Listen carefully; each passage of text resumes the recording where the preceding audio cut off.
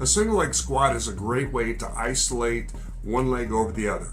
Now, a couple things you get from this is, one, you can truly start to find out if you have a dominant leg. If the right leg is stronger than the left, we really want to try to work that left leg a little bit more, maybe do an extra set or two until it gets more even. It's very, very important to have that symmetry from right to left side.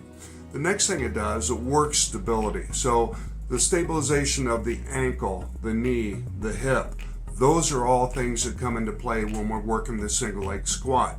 Now, because we are in a position where our legs are split, we're off balance, the core is involved as well. So what you'll see here, we're adding the dumbbells with this to increase a little bit of resistance, but again, you got to work at the balance and stabilization. That's going to be important.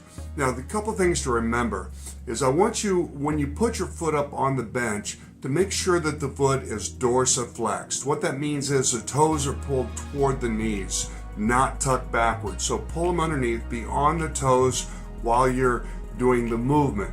The next thing is you want your front foot far enough forward that when you do squat down, the knee doesn't travel in front of the toes. That way it reduces the stress on the patella tendon, doesn't cause that shear force, and so you don't have tendonitis later on down the road. It's a great movement to use in conjunction with your hip sled, your squats, your goblet squats, any basic movement like that. Very, very important, very, very good to use.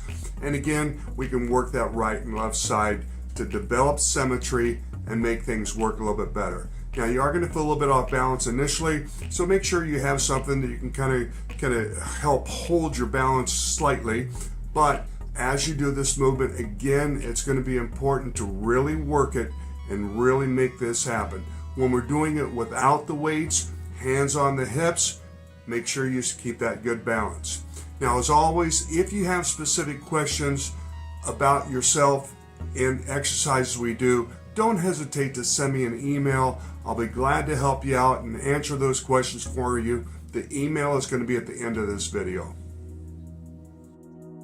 The single leg squat from the bench is a way to really isolate, again, that one leg. It's going to put a lot of effort on it.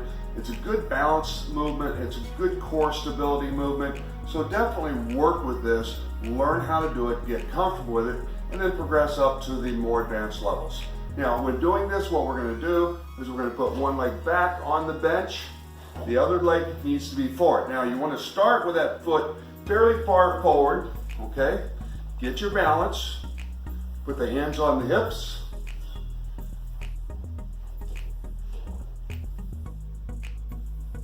Down and up. Now, you'll feel it stretch through your quad.